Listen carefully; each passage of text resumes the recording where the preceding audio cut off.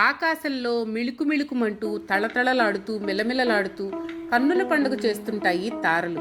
అవే నక్షత్రాలు. అలా కాంతివంతంగా ఉన్న చుక్కల్ని గమనిస్తే రకరకాల రంగులుగా కనిపిస్తాయి. ఇలా కనిపించడానికి రెండు కారణాలున్నాయి. ఉపరితలంలో ఉన్న ఉష్ణోగ్రతల్లో భేదం ఒక కారణం. రెండవ కారణం వాటి బరువులు. నక్షత్రాలలో ఉష్ణం ఉన్నదన్నమాట. ఆ ఉష్ణం ఎలా ఏర్పడుతుంది తెలుసుకోవాలంటే నక్షత్రాలు ఎలా ఏర్పడ్డాయో తెలుసుకోవాలి. అంతరిక్షం ఎంతో విశాలమైంది.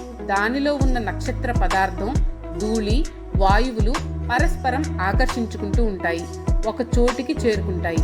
అలా పెద్ద కుప్ప ఏర్పడుతుంది. ఆ కుప్ప మీద చుట్టూ ఉన్న నక్షత్రాలు తమ ప్రభావాన్ని చూపిస్తాయి. అందుకని అది తిరగడం సాగిస్తుంది. ఆ తిరగడంలో గురుత్వాకర్షణ శక్తి ఏర్పడుతుంది. దానితో కుప్పలోని అణువులన్నీ ఒకదానికొకటి మరింత దగ్గరవుతాయి, సైజు తగ్గుతుంది. ఇలా ప్రక్రియ కొనసాగి ఉష్ణం మరింత పెరుగుతుంది. ఆ కుప్ప మొత్తానికి గోళంలా మారుతుంది. నక్షత్రాల బరువు, ఉష్ణం ఈ విధంగా ఏర్పడతాయి.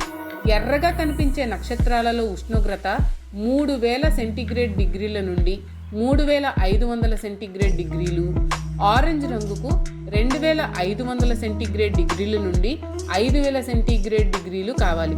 తెలుపు, పసుపులో కనిపించాలంటే 5000 సెంటీగ్రేడ్ డిగ్రీల నుండి 6000 సెంటీగ్రేడ్ డిగ్రీలు ఉండాలి. అలాగే 6000 సెంటీగ్రేడ్ డిగ్రీల నుండి 7500 సెంటీగ్రేడ్ డిగ్రీలు ఉంటే నీలి, తెలుపు రంగుల్లో కనిపిస్తాయి. అంటే బ్లూ అండ్ వైట్ కలర్స్లో కనిపిస్తాయి. ఇలా ఉండే రంగులను బట్టి నక్షత్రాలను 6 వర్గాలుగా భాగించారు ఖగోళ శాస్త్రవేత్తలు.